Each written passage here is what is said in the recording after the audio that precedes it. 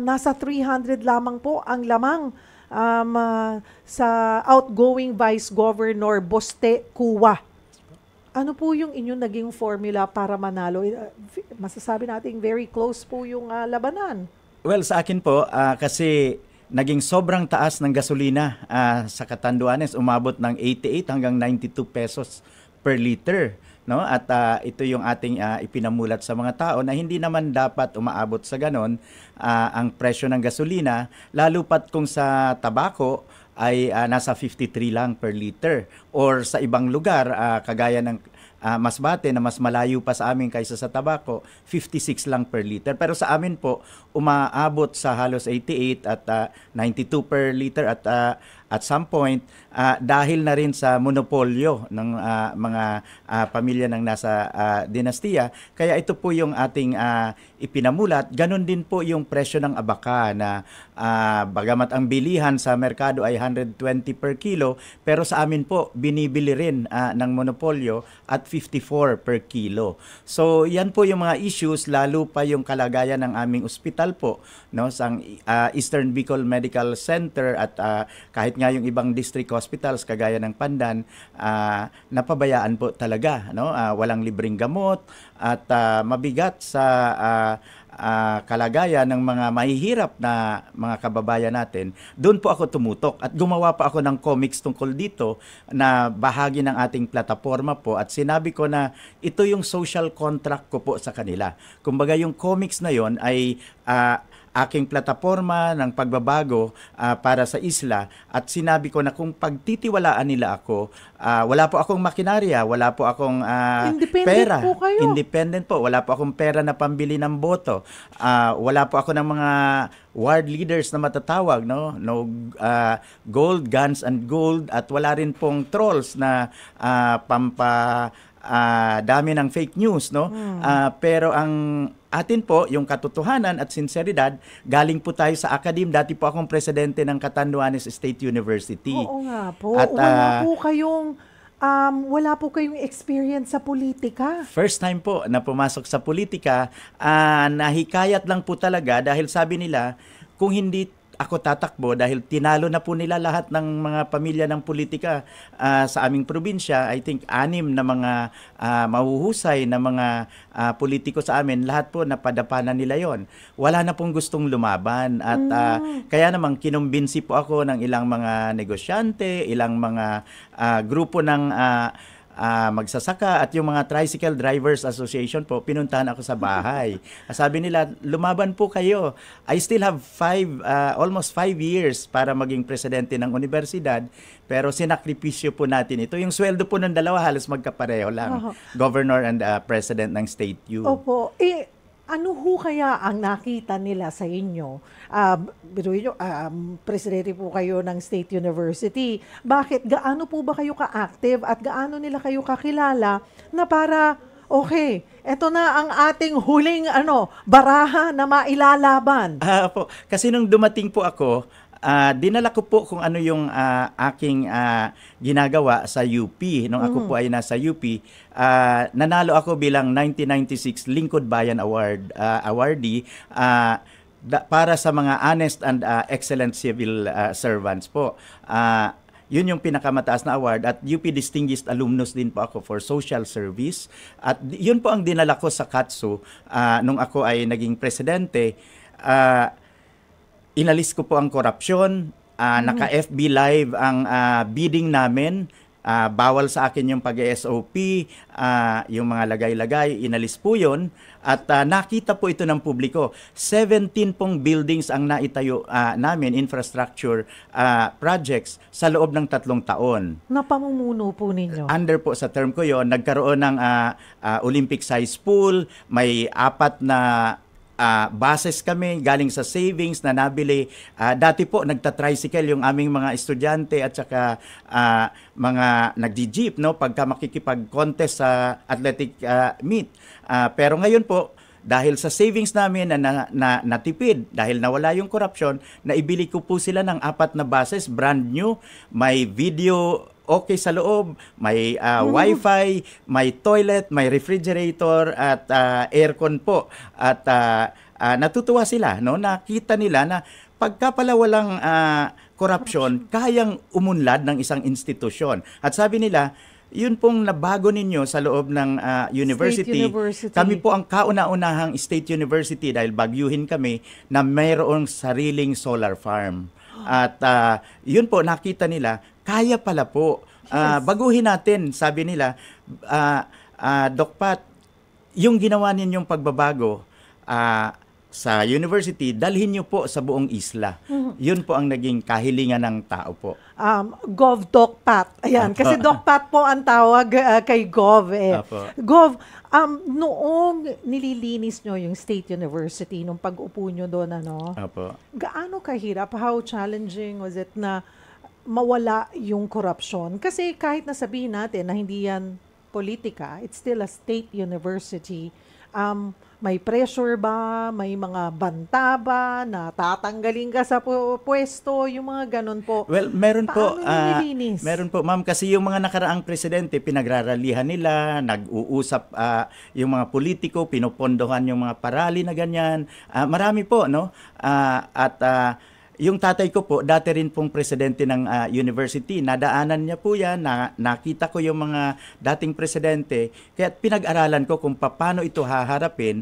At ang sabi ko, paninindigan ko yung katotohanan at ipapakita ko palagi through social media. No? May resibo ako. Pag meron akong desisyon, pinapakita ko yung resibo. Inadapt ko yung meritocracy. Halimbawa po sa loob ng university, pag rank 1 ka, sa mga aplikante, ikaw po ang i-appoint ko.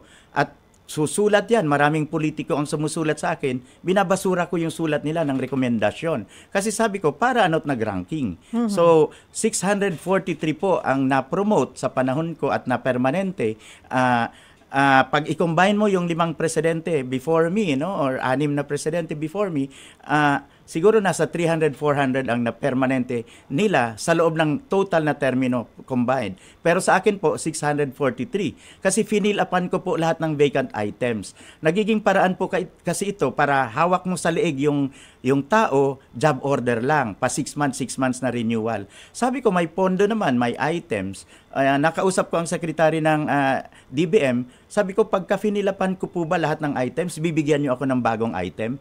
At that time po, 246 yung bakanting items. Finilapan ko po lahat yon, pinermanente sila. Nakahingi po ako ng additional na items uli. At nakakatuwa dahil marami po, 30 years na job order, 15 years na job order.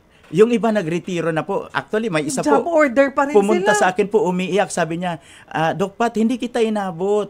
3 days after na dumating ka, nagretiro ako. Yung aking mga kasabayan po, na ipermanente ninyo. So, yun yung sitwasyon po na nakakaawa talaga yung mga tao na bago po ito. Kaya naman po, sa isla, nakita nila na, pwedeng mabago. Yes. Paninindigan pala ni Dr. Asanza at talagang inilalaban niya yung karapatan at yung interes ng mga mahihirap. Yun po, doon po nagsimula. Matagal na yung mga gamot hindi nakakarating po sa mga barabarangay. Pero ako po, nung ako ay presidente ng university, nagkaroon po ako ng programa ng medical mission. At sa panahon ng ako ay presidente hanggang sa bago nagsimula yung kampanya, nakapag 17 medical missions po ako, a total of 17,600 na beneficiaries, libreng wheelchair, libreng eyeglasses, libreng bunot, libreng gamot. Galing po yung budget. Wala pong pondo ng gobyerno na ginamit. Mga kaibigan lang dito sa Maynila na nagpadala ng mga gamot, may mga doktor na nag-volunteer po.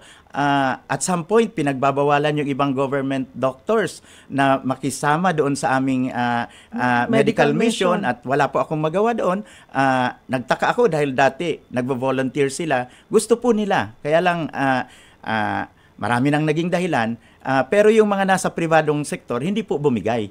Tumuloy po 17,600 na mga beneficiaries na pwede naman po palang gawa ng paraan. Meron po nung nagkakampanya ako, sabi nila, Doc Pat, iboboto kita. Sabi ko, oy talaga, bakit? Ako po yung nabunutan ninyo. 1 year po na tinitiis ko yung sakit. At ngayon po, nabunutan po ako ng ngipin doon sa medical mission na inorganize ninyo. Kaya po, kahit hindi ninyo ako bigyan ng kahit na ano, kayo talaga po yung iboboto.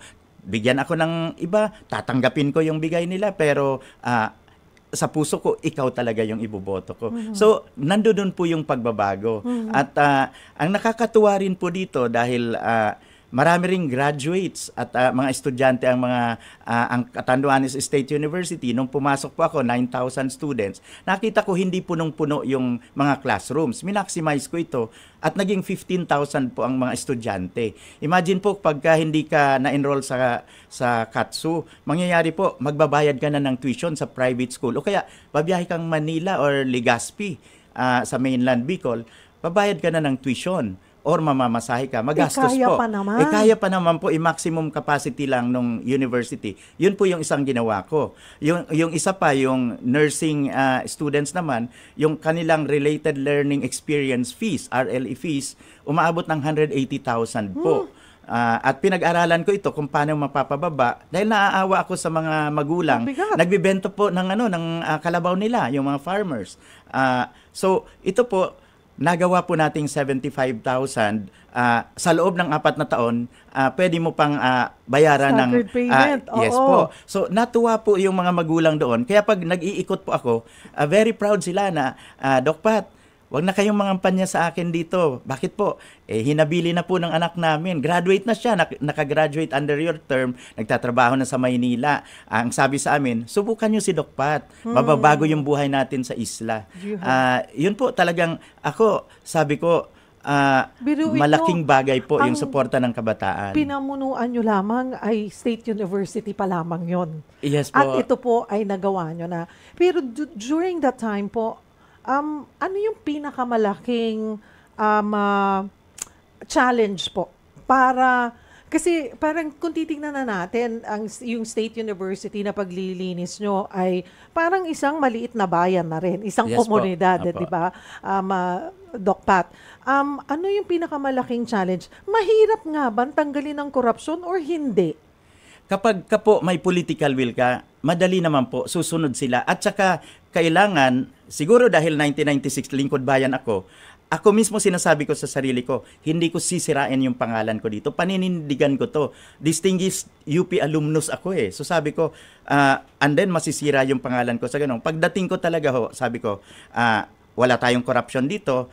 At nakita nila na pagka sa leadership, no, sa pinakataas, seryoso ka, susunod po sa baba. At saka yung pagiging transparent. Talagang live Facebook. Yes po, live sa FB Facebook. Live. Nag-FB live kayo para yung transparency talaga nakikita. Yes po, at nakita nila po yung pagbabago. For the first time po, no, nagkaroon kami ng 10 international awards, no.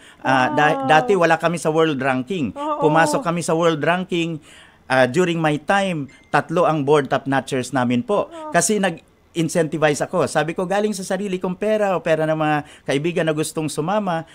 Pagka top 1 po, 200,000 cash. Pagka nasa top 10, 100,000. Gagawa namin ng paraan. Walang pondo yung eskwelahan. Hahanapan ko po ito. During my term, 3 po yung naging board top notchers. Tsaka nakapag-open ako ng 15 new courses during my term. Pati na yung sabi nila for 50 years, pangarap magkaroon ng College of Law sa amin, nagkaroon po. At kaya hindi mabuksan yon dahil milyon po ang halaga ng pagpuhunan ng College of Law. Pero pinuntahan ko ang may-ari ng Rex Bookstore. Sabi ko, Sir Buhain, tulungan nyo na ako, mag-donate kayo ng mga libro. Kasi aabutin po ng milyon yung SCRA para ka required na libro para ma-open mo ang College of Law. Naibigay po, natulungan kami. Nanghingi kami ng mga tulong sa iba pang mga eskwelahan. Ang UP po nag-donate, no? Si UP Law Dean at that time, Darlene Berberabi, na ngayon ay Solgen na. Kabatch ko po siya, seatmate ko sa College of Law. At sabi niya, sige, yung luma naming SCRA, dalhin mo na sa idodonate namin sa'yo. Dalhin mo na sa probinsya nyo. So, nahakot namin po yon at nakapag-open kami ng College of Law. Talagang seryosohan lang po. Napakaganda po ng inyong kwento. Nakaka-inspire, and I hope sa lahat po ng state universities sa bansa ay nakaabot sa kanila yung inyong storya. I'm not saying na lahat ng state university nagkakaroon ng korupsyon. I'm sure may mga temptation po dyan, napaka dami, pero kaya.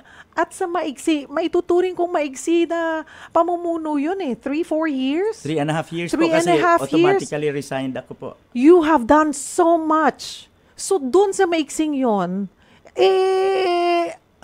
kailangan higan natin ng resibo ang lahat ng namumuno sa atin.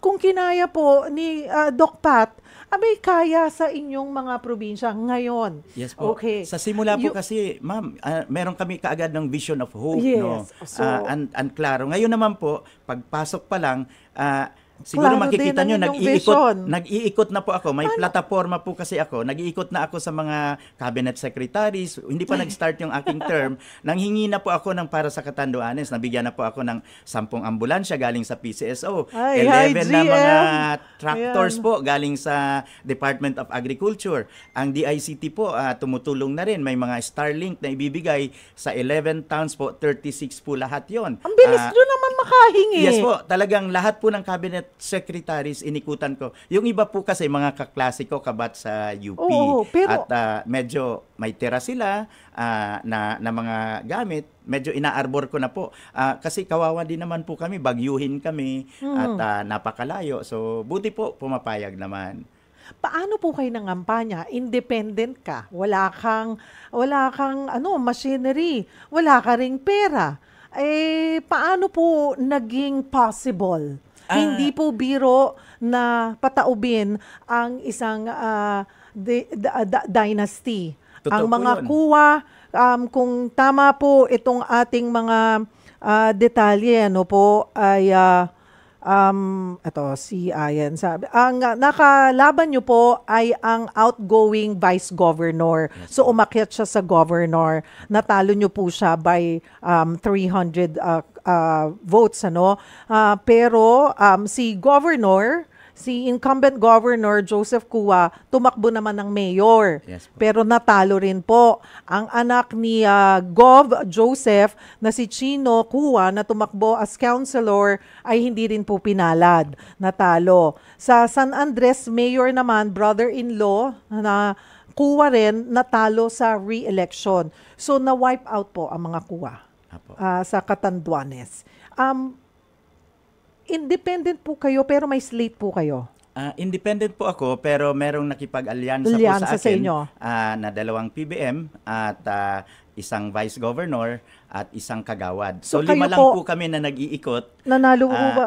Nanalo po yung 4 sa amin, Aha. yung isa hindi pinalad, pero naging matibay po yung samahan, umiikot kami, pero at some point po, meron din kaming mga kanya-kanyang lakad. Out of 300 plus na barangays po, 284 na barangay ang napuntahan ko po hanggang sa bundok, hanggang sa mga baybayin, dagat, na mga coastal areas. Hinouse to house ko po yun. Dala ko lang yung comics na aking pinamimigay po. At tsaga po talaga, dahil wala tayong pondo, ang total na nagastos ko lamang po ay nasa 400,000 noong kampanya at ang kalaban ay halos kung titignan ko po siguro umabot ng 300 million yung gastos nila. Wala po talagang sapat na makinarya pero naroroon po yung at ito po talagang milagro ng mahal na Diyos kung titignan at nagpapasalamat po tayo dahil ibinigay yung mga tao, volunteers po sila. 700 youth volunteers po, mga estudyante, very passionate. Wala rin silang gaanong baon pero sinasabi nila, Doc Pat, we will show up. Pagka kung saan kami kailangan, sukdo lang, lakarin namin yan, magbisikleta kami or makisakay sa motor, pupunta kami kung saan kakailangan nasamahan. Nakakatuwa po at merong 100 senior citizens din po na sabi nila, tulungan na namin kayo, wala kaming matibay na tuhod na ngayon pero may naipon kami. Kami naman ang maghahanda ng pagkain, pamasahe ng mga Bayanihan, youth no? volunteers po. Oo. Gusto lang talaga po nila ng pagbabago. And meron din pong mga 38 pastors and mga pari na tumulong din po, na nagbigay ng suporta, moral guidance sa amin, at yun po yung nakakatuwa po talaga. May mga businessmen din po na umalalay sa amin, kaya natupad itong kampanya po, ma'am. Opo. Nagsampa po ng protest, electoral protest, ang inyo pong kalaban. Any update on that? Pagbigay na po kami ng kasagutan. Alam nyo po, niwala nga po akong poll watchers. At sila, kompleto yung poll watchers nila. So, paano naman po ako makakapandaya? Wala akong makinarya. Yung tingin ko, ay ang kanilang kiniklaim ay doon sa sinasabing overvote or undervote, sistema po, computerized system po kasi, pag talagang lumagpas yung nabilugan mo, ay hindi bibilangin nyo ng makina.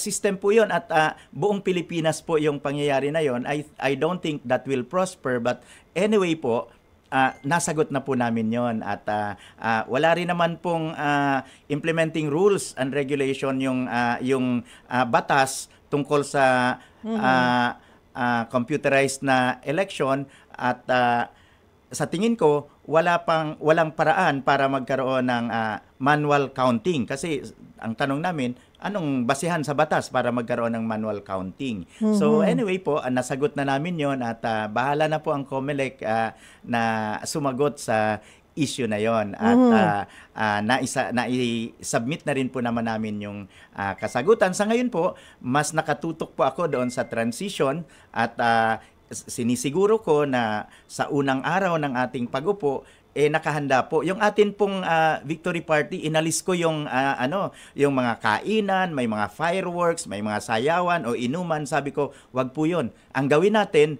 simpleng victory party sa inauguration natin. Ang gagawin po, medical caravan. Ibuhos na lang natin paggamot sa mga kababayan natin na naghihirap po, yung mga programa, yung perang makakalap. Mamimigay po kami ng mga libreng bag, school bags and school supplies sa malapit na magpasukan. Speaking of that, message lamang po ng aming Executive Director sa Alagang Kapatid Foundation. Opo. At gusto po naming ipaabot sa inyo, Gov, this coming June, Catanduanes daw po ay isa sa mga areas na bibigyan po ng magsasagawa po kaming Alagang Kapatid Foundation, Yes is po. the foundation po of TV5 for back to school. Wow. Ang municipalities daw po ng Virac, Pandan, Caramoran at San Miguel. 6 schools and ALS po. Ayan, Wow. 1,130 public elementary students and 51 teachers po. Mga affected kasi ng 2024 typhoons Yes, ay babalikan daw po ng aming foundation. Wow, opo. So, pinapaabot ko na po Yes sa inyo, po, Gov, maraming na salamat bibisitahin po kayo ng nila Miss Menchi Silvestre ng Alagang Yes po. Kapatid Opo. Foundation.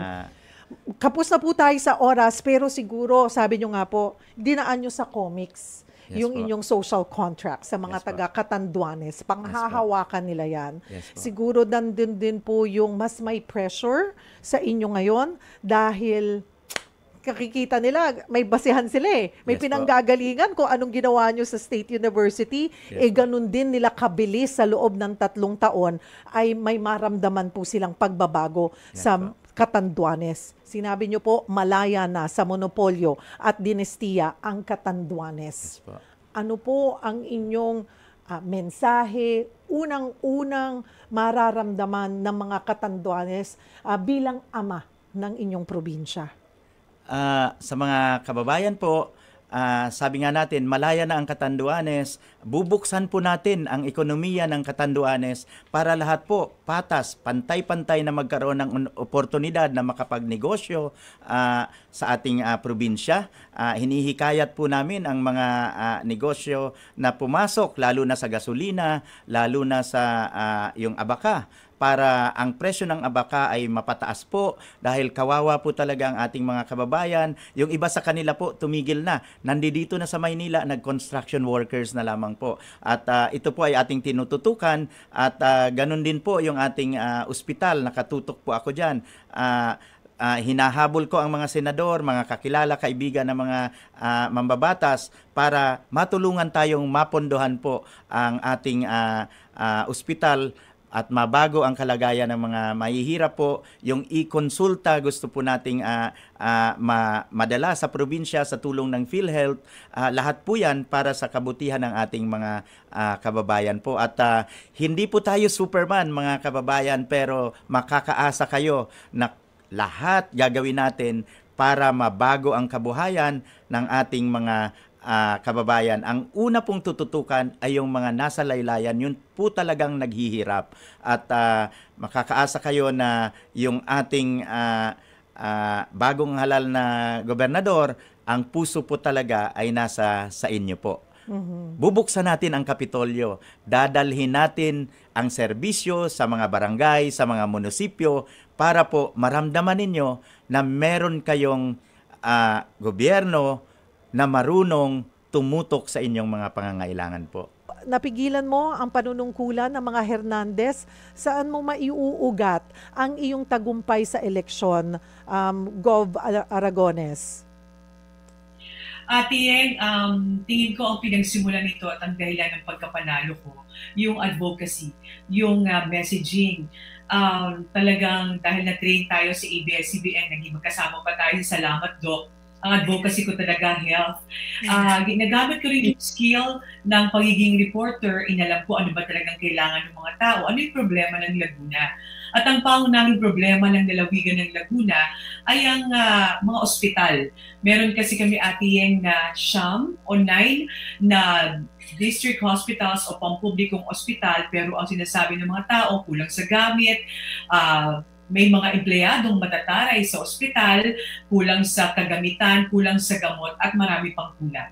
Doon ko dinala yung kwento ng aking plataforma kung saan sabi ko, importante, kumpleto lahat. At sabi ko, magbabawal ko ang mga empleyadong matataray. Pero sabi ko, hindi naman ako kakampi lang ng mga pasyente, kundi kakampi rin ng mga empleyado ng ospital. Baka mataray dahil baka naman iisa o dadalawa ang nagjo-duty. Kulang ang mga nurse, kulang ang mga doktor. So inalam natin lahat yan at totoo nga. Kaya sabi ko, hindi lamang mga pasyente nga alagaan, pati ang mga empleyado ng ospital. Doon ko ate dinala. Tapos, tama ka, hindi ako tumigil. Nung natalo akong governor, alam mo naman, masipag ako manghingi ng tulong. So marami akong nalapitan. Kasama na dyan yung Akay ni Sol. Akay ni Sol na tumulong sa akin para makapamigay kami ng mga medical devices sa mga PWD hanggat nung time na yun, hindi ko pa alam kung anong tatakbuhan ko. At kung tatakbo pa talaga ako, hanggang nagdasal ako, sabi ko, dalhin ako ng Panginoon kung saan ako niya gustong maglingkod hanggang tumakbo na ako na governor. Ano yung this time may naging malaking challenge din ba? Kasi hindi biro yung tinalo mo. Hindi na makuha ang posisyon sa pagka-governor, and maituturing natin silang isa na ring dynasty. So, ano sa tingin mo? Malaki ang naging lamang mo rin. Ano? Hindi kanina kilala daw ng I think it's your brother or isa sa mga sibling mo ang kilala ni Governor Azanza kasi pareho kayong UP. Ayun. Yes, okay yung period pala. Oo. Ngayon, maliit sila, 300 lang. Ikaw, malaki-laki ang iyong ano. Ano sa tingin mo ang naging edge mo this time na mapagtagumpayan mo ang posisyon na ito? Alam mo ate, kumapit yung tao dun sa plataforma ko. At saka talagang diretso ako sa tao. Nagbabahay-bahay ako, talagang yung message ko nakikita nila, at malaking bagay din yung social media, no, na doon ko na ipararating yung mga mensahe ko para sa mga kababayan ko. Ang nakita ko sa mga taga Laguna, bagamat kabado kami, hindi talaga ate ito madaling laban dahil maraming resources ang mga kalaban ko. Lahat ng kalaban ko rin nakaupo. Ako lang ate nakatayo. Ibig sabihin wala sa posisyon. So, mahirap talaga, hindi madaling banggain, pero nag-focus ako ate doon sa advocacy. Tinitingnan ko ito bilang isang misyon. At ang misyon na ayusin ang ospital ng Laguna, magkaroon ng libreng maintenance na gamot sa 24 municipalities at 6 cities ng Laguna, talagang nakafocus ako. At kahit anong kontrobersya, paninira, ang ginagawa ng kahit sino, hindi ako nagpapadistract doon. Kasi sabi ko, it's now or never. So might as well talagang gawin ko yung best ko. At saka nakakatuwa rin atin dahil marami talagang taong tumulong. Maraming kahit sa maliliit na pamamaraan, pinapangampanya talaga nila ako. Mahirap ang huling 2 linggo at 1 buwan na maraming pagsubok na nangyari, pero lumabas talaga yung tao. Talagang kinampanya nila ako ng todo. Kaya naman ngayon ate, kaya sobrang busy ko, araw-araw, after ko manalo, hindi na ako nagpahinga. Araw-araw lumalapit ako sa private sectors kasi baka hindi sapat yung pondo namin para sa maraming kailangan gawin sa Laguna. So makikita niyo po sa Facebook ko, lalapitan ko iba't ibang private sectors para makahingi ng tulong, lalo-lalo na para sa gamot. Kasi ate, balak namin maglagay ng akay ni Sol Botica, libre maintenance na gamot sa 24 municipalities, 6 cities ng Laguna, mga maintenance na gamot para yung mga kababayan natin na walang pambili, minsan hindi talaga umiinom, ay libre na nila itong makukuha. Bukod pa yung Dr. Sudabario na gagawin natin. Talagang ang unang bahagi ng paglilingkod ko, nakafocus sa health, sunod ang edukasyon at ang livelihood at ang tourism. Ayun nga. Talagang ang focus mo health, napakahalaga niyan sa isang bayan. Education, nandoon din yung gusto mong palawakin yung scholarship para sa maraming kabataan. Tama ate, may 2 tayong klase ng scholarships na nagagawin. Yung isa ay para sa mga matataas ang marka, yung isa naman ay para sa mga batang ang grado ay palakol. Noong una binabash ko doon, bakit mong gagawin scholar yung mga palakol? Kasi ni-research ko ate, marami sa Laguna, mababa ang mga grado, hindi dahil mahina ang ulo. Ang iba sa kanila, mababa ang grades dahil di makapasok, laging absent, walang pamasahe, walang pambaon, walang pambayad sa project. Sabi ko, bigyan natin ng isang pagkakataon, kahit 1 taon lang, gawin natin silang scholar para sa isang anak ng mahirap kapag may nakapagtapos, may mag-aahon sa hirap sa kanila.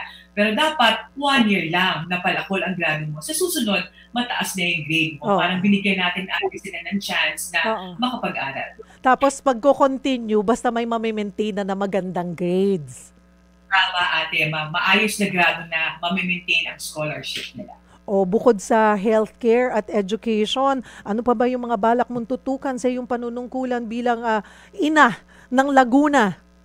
Ang bata mo maging ina. Mga ate.